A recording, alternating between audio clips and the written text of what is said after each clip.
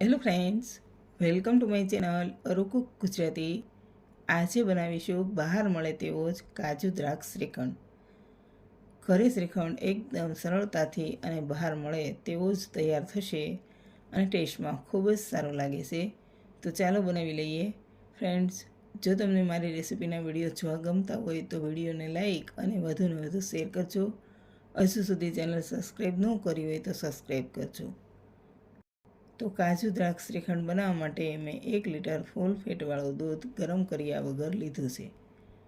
હવે દૂધને ગરમ કરવા મૂકીશું અને એક ઉભરો આવે ત્યાં સુધી ગરમ થવા દઈએ.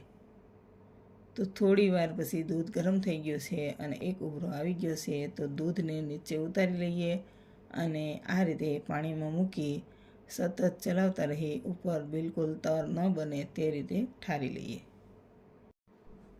તો સતત ચલાવતા રહી બિલકુલ તર ન બને તે રીતે દૂધને ઠારી લીધું છે. હવે શ્રીખંડ બનાવવા માટે આ દૂધમાંથી દહીં બનાવીશું.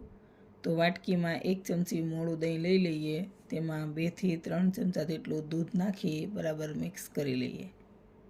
બરાબર મિક્સ થઈ જાય એટલે તેને દૂધમાં એડ કરી ચલાવી લઈએ. હવે દૂધને બીજા વાસણમાં લઈ લઈએ અને તેને ઢાંકી 8 થી 10 કલાક માટે મૂકી દઈએ. હવે 10 કલાક પછી જોઈ લઈએ તો શ્રીખંડ બનાવવા માટે એકદમ સરસ મોળું દહીં તૈયાર થઈ ગયું છે.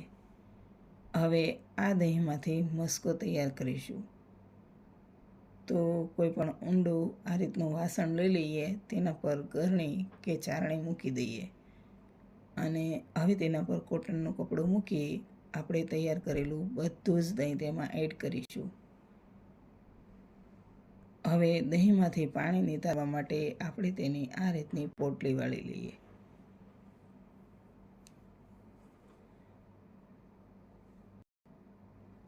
તો દહીંમાંથી પાણી નિતારવા માટે આપણે તેને 8 થી 10 કલાક માટે આ રીતે પોટલી વાળી અને મૂકી રાખવાનું છે.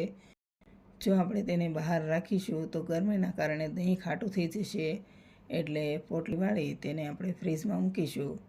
તો હવે દહીંની પોટલી પર કોઈ પણ પ્લેટ મૂકી અને વજનવાળી વસ્તુ મૂકી દઈએ.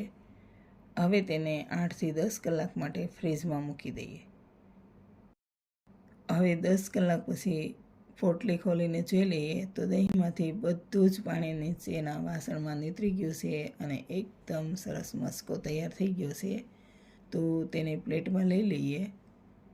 હવે કોઈ પણ બાઉલ લઈ તેના પર ચારણી મૂકી અને આપણે તૈયાર કરેલો મસ્કો નાખીશું.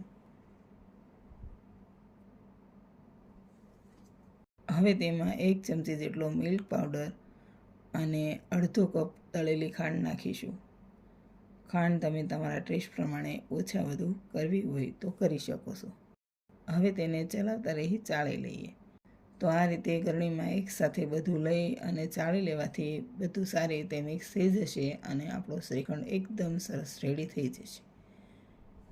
ઘરે શ્રીખંડ બહાર જેવો અને બહાર કરતાં ઘણા જ ઓછા ખર્ચે તૈયાર થશે.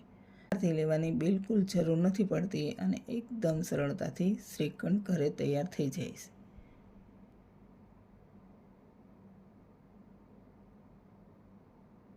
તો હવે બધું જ એકદમ સરસ ચડાઈ ગયું છે અને બાઉલમાં શ્રીખંડ રેડી છે.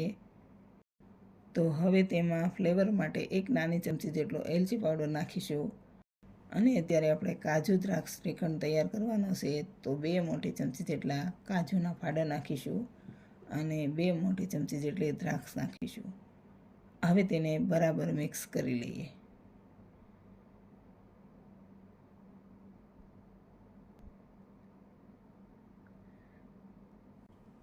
તો હવે બરાબર મિક્સ થઈ ગયું છે અને કાજુ દ્રાક્ષ શ્રીખંડ રેડી છે. તો તેને સર્વ કરી લઈએ. તો ફ્રેન્ડ્સ, રેડી છે બહાર મળે તેવો જ કાજુ દ્રાક્ષ શ્રીખંડ. જો પસંદ આવે તો જરૂર ટ્રાય કરજો અને વિડીયો સારો લાગે તો લાઈક, શેર અને ચેનલને સબસ્ક્રાઈબ કરજો.